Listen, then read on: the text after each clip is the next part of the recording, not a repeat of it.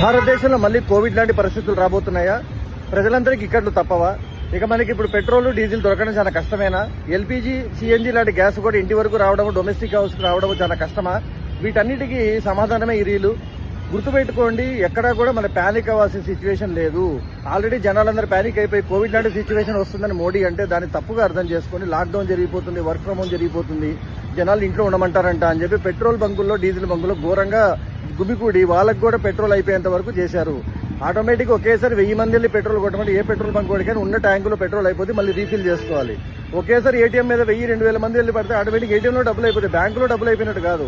అందరూ గుర్తుపెట్టుకోండి, మన ప్యానిక్ అవ్వాల్సిన సిచ్యువేషన్ ఏమీ లేదు. వాళ్ళు చెప్పింది ఏంటంటే ఈ యుద్ధం జరగడం వల్ల ఎకనామిక్ ఇష్యూస్ ఏవైతే ఉన్నాయో దానివల్ల ప్రపంచం మొత్తం ఒక 2 ఏళ్ల వరకు బ్యాక్ వెళ్ళినట్టు ఉంటుంది. ఎందుకంటే ఫైనాన్షియల్ ఎకనామిక్ దెబ్బ ఉంటుంది. ఏ యుద్ధమైనా ఎకానమీకి దెబ్బే.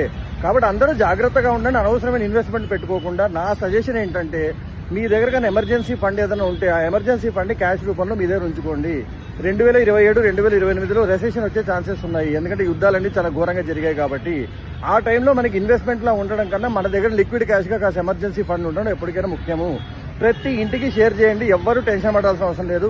ఇండియాలో ఎల్పీజీ కానీ ఇండియాలో ప్రస్తుతానికి పెట్రోల్ డీజిల్ కానీ ఎలాంటి కొరత లేదు. ప్యానిక్ బయింగ్ ఆపండి. ఒకేసారి అందరూ వెళ్ళిపోయి పెట్రోల్ బంకుల మీద పడడం ఆపండి.